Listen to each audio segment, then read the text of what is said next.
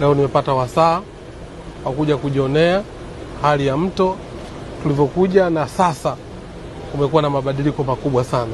Tulikuja kipindi cha kwanza hapa maji yalikuwa hakuna, lakini leo maji tunaona yanavuka na kwenda katika upande mwingine. Kwa hiyo nimeridhika, na niseme tu kwamba hali yetu sasa, kwa maana ya mto wetu una maji, na niwaelekeze sasa DAWASA, hawana kisingizio, tuwashe mitambo yote kwa maana ya pampu, turudi katika utoaji wa huduma katika hali ya kawaida. Mitambo inapoanza kuwashwa kwa mara ya kwanza, hapo baadhi ya maeneo yatatereka bado kupata huduma, watupe taarifa ili wataalamu wetu waweze kuhakikisha wanafika maeneo yote, ili turudi katika hali yetu na hali ya kawaida kwa haraka na zaidi. Jambo la pili ambalo nataka kulisisitiza kwamba kipindi hichi ambacho tulikuwa katika kipindi cha mpito, sio watu wote waliweza kupata huduma maji safi na salama. Wapo walipata, wengine walipata kwa changamoto, leo wamepata, wamekaa siku 3 hakupata.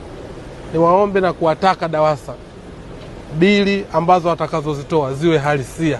Lakini kubwa ambalo nataka niliseme kama viongozi wa Wizara ya Maji na kwa bodi ya DAWASA, tujizatiti haya mambo yakijitokeza basi tuweze kukabiliana nayo.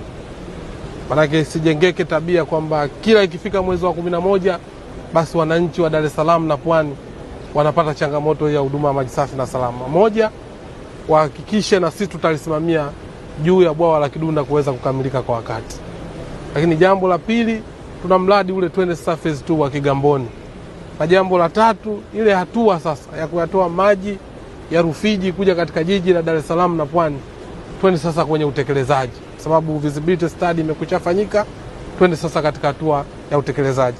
Kwa lugha nyepesi ambayo nataka kuisema kwamba haya yaliyotokea, mabadiliko ya tabia nchi na ukame, yawe mafunzo ili tuweze kama wizara na kama mamlaka zetu za maji kujidhatiti kuhakikisha kwamba hata kikija kwa mara nyingine basi tumejiweka sawa na wananchi waende kupata huduma maji safi na salama.